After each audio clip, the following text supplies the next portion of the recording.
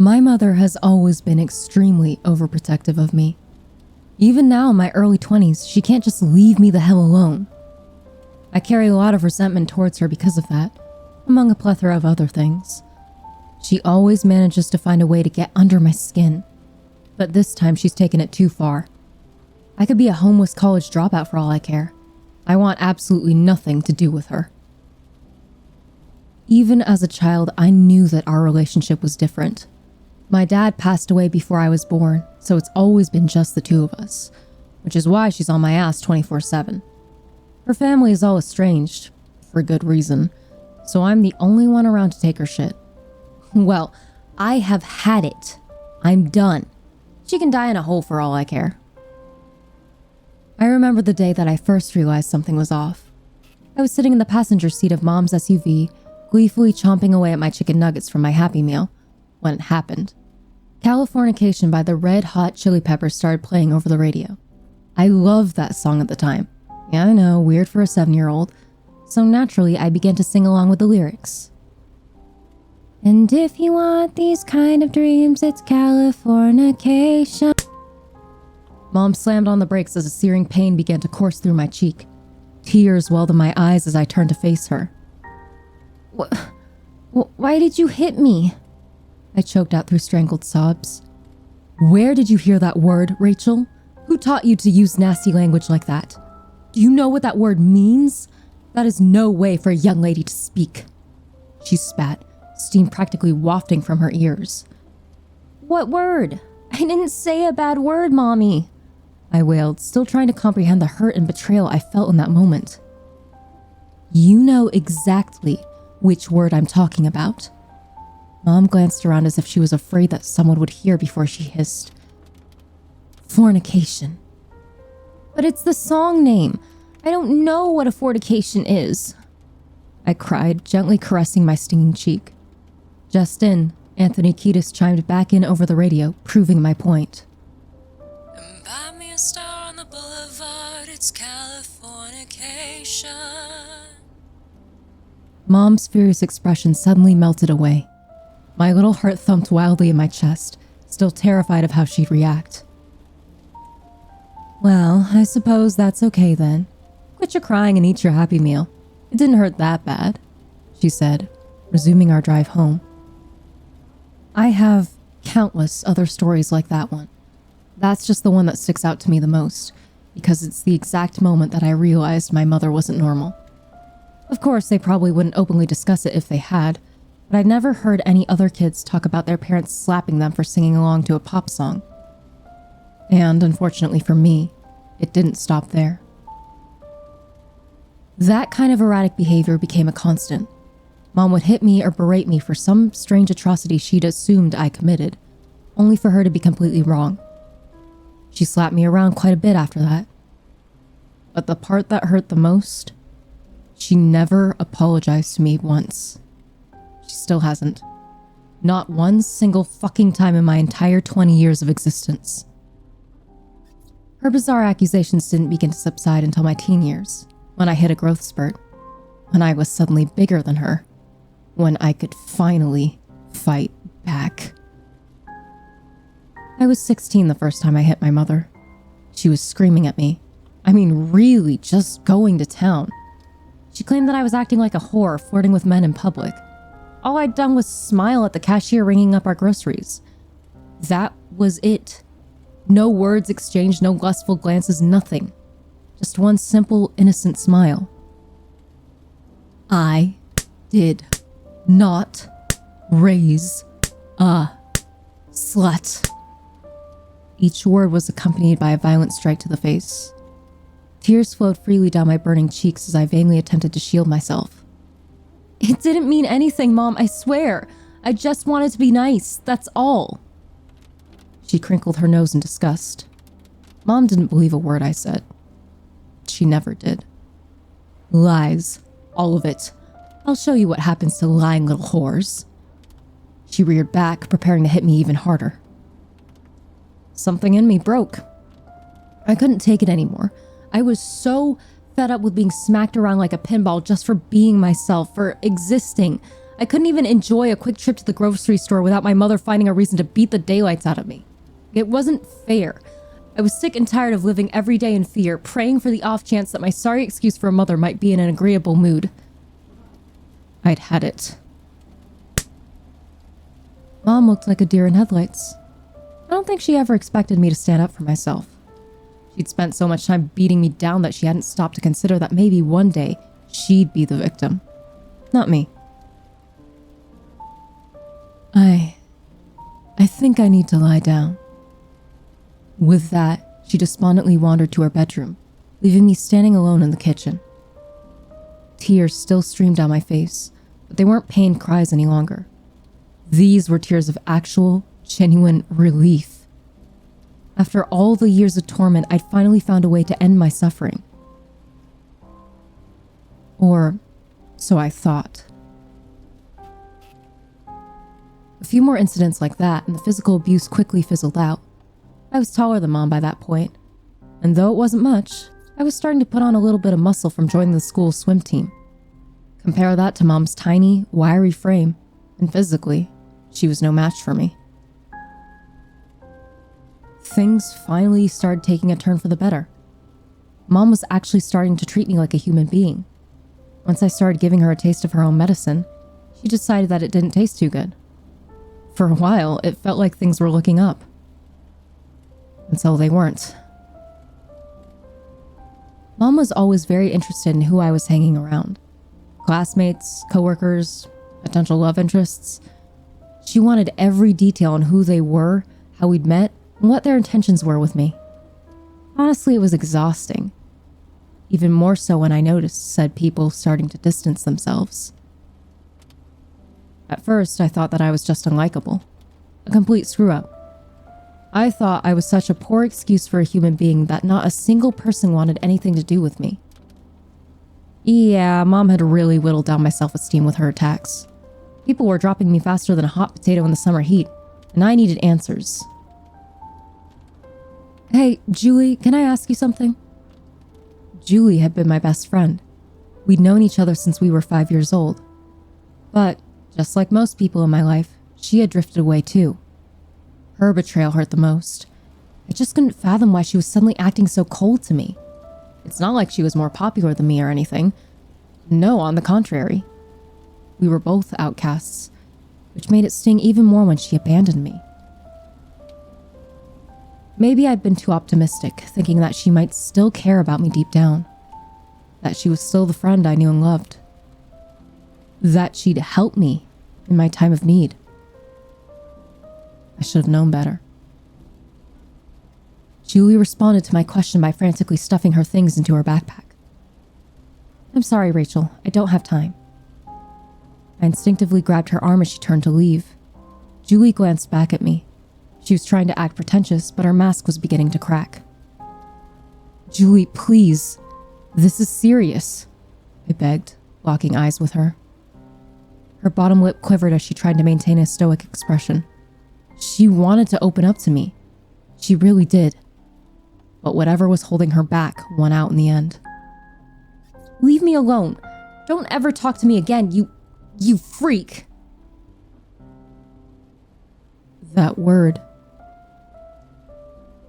It felt as if someone had driven a stake through my heart. My hand slipped away and Julie bolted down the hall, bawling. I couldn't stop the tears from streaming down my own cheeks either. Why was this happening to me? I wouldn't receive my answer until years down the road. The remainder of my high school career wasn't easy, but somehow I powered through. I was able to scrounge up enough money from my part-time job at the grocery store to move out of Mom's house after graduation. She wasn't happy about it, but I had to get out. Our relationship had been rocky on the best of days. Once I moved into my cramped little one-bedroom apartment, it seemed as if things were finally going my way. I was taking courses at the local community college, and I had begun working full-time at the grocery store to cover my expenses. I was out on my own. Well, sort of. Mom stopped by all the time. With how horribly she treated me, you're probably wondering why I hadn't completely cut her out of my life yet. While it was true that I was working a full-time job, I still wasn't making much money. So, yeah, I was still financially dependent on my mother. I wish I could have cut contact sooner. Anyway, once I had my own place, I decided to dip my toes into the dating pool. I wasn't having much luck meeting guys in person, so I downloaded the festering cesspit known as Tinder. I know. Not my wisest decision. I began to realize that I had about as much luck with that as I had with keeping friends. None. It was strange. I would really hit it off with a guy, only to plan a date and get ghosted. Every single time, like clockwork. We'd pick a time and location, both of us would say we were really on our way. And then nada. Radio silence, complete ghost town. I was starting to get really depressed as a result. It was around that time that Mom started making beef stew, and a lot of it. She would bring me multiple Tupperware containers of the stuff, to the point that I was running out of room in my fridge. I threw out the first few batches. I felt shitty enough about having to rely on my mother for money, but food too? Not to mention, I didn't want to really give Mom the satisfaction. Throwing out her cooking was my way of giving her the middle finger. But eventually I caved. I didn't do much cooking myself, and it did save me some money. So I tried her cooking, fully expecting it to taste like slop from a middle school cafeteria. But to my utter shock, it was good. The meat was very succulent. Though it looked like beef, it tasted more like pork. Nevertheless, it was heavenly. It melted in my mouth with every bite. I asked Mom where she bought it once. She just smiled at me knowingly and said, "I'll tell you someday, when you're older." When I'm older? The hell is that supposed to mean? Whatever. Must be Mom being weird again, I thought to myself. The whole thing was strange, but honestly, I'd assumed the beef stew was the beginning of Mom's descent into madness. It was her way of finally losing her marbles, right? Had to be. Come to find out, that had happened a long time ago. I didn't connect the dots until around a month before posting this. It was Friday night, and yet again, I had hit it off with a boy. This one seemed promising, though. Unlike the others, we had decided to FaceTime before planning a date, something I'd never even considered. Smooth was an understatement. My FaceTime call with Grayson couldn't have gone better. We talked about everything under the sun. We opened up to each other, and eventually, we delved into the topic of parents. Yeah, I'd rather not go into detail. My dad passed before I was born, and my mom has a few screws loose, I admitted, hoping that wouldn't scare him off. Really? I'm in the same boat. Well, sorta. My mom lost her battle to cancer when I was 12, and Dad has never been the same since. I still miss her a ton. I'm sorry. I know that's probably tough, I replied, thanking my lucky stars that he hadn't blocked me after my revelation. It's okay. I have this tattoo of a dove on the back of my hand to commemorate her. Doves were her favorite birds. I look at it every day to remind myself that she might be gone physically, but she'll always be with me, in spirit, he said, proudly holding his tattoo up to the camera. The bird was ornately emblazoned into his skin. Every line was expertly crafted to form a beautiful ode to his deceased loved one.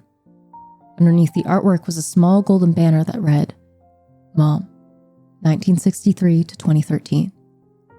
Gone, but never forgotten. Needless to say, I was smitten. A boy who understood my struggles, clicked with me on a personal level, and had a sweet side? Yes, please. We ended our call by setting up a dinner date for that Sunday. Grayson said he wanted to take me to some fancy Italian restaurant, but I talked him down to a more casual hole-in-the-wall Mexican place by the end of it. I really liked this guy, and I wanted to prove that I was considerate. I waited on pins and needles for the day in question to arrive. When Sunday rolled around, I was giddy with excitement. I just knew this time would be different, that he would be different. Oh, how wrong I was. I'd gotten myself all dolled up, ready to meet my knight in shining armor. Everything was going to plan. Grayson had even called me to tell me that he was on his way. I mean, what a gentleman, right? I parked my car at the restaurant and shot him a text to let him know that I'd arrived, then waited. and waited some more. After around 20 minutes of anxiety-induced stress, I finally conceded. Grayson wasn't coming. I was wrong about him. He was no different than every other guy who got in cold feet. That broke me. I cried the whole way home, mascara running down my cheeks like rivers of ebony tears. Somehow I made it home unscathed, and upon arrival, I immediately locked myself away in my room. I screamed and cried into my pillow until my throat was hoarse and my eyes were puffy. It wasn't just about Grayson. It was the fact that I was 20 years old and still hadn't gone on my first date. That I was a loser. That I didn't think I'd ever find anyone who wouldn't abandon me at the drop of a hat. Anyone except for my mother, that is. Once I finally managed to calm myself down, my appetite began to return.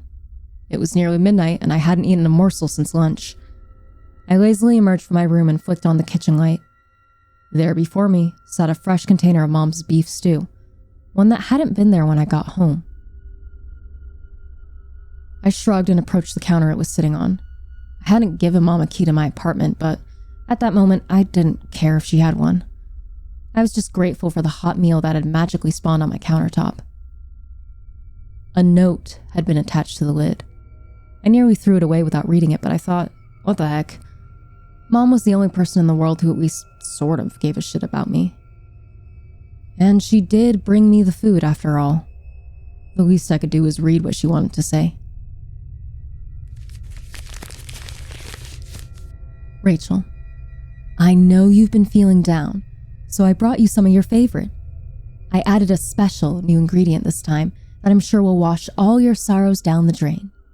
Enjoy. Love, Mom. My brows furrowed in confusion. She knew I was feeling down? How? I hadn't even told her about my date. She must have heard me crying when she broke in. That had to have been it. Without another thought, I tore off the lid, preparing to heat up the tantalizing amalgamation of meat and vegetables in the microwave. Instead, my head began to spin violently and I vomited all over the linoleum floor. Dread consumed me like a python. I had to fight tooth and nail to fend off the urge to pass out. Because there was a severed hand floating in the broth. One with an ornately designed dove emblazoned on the back.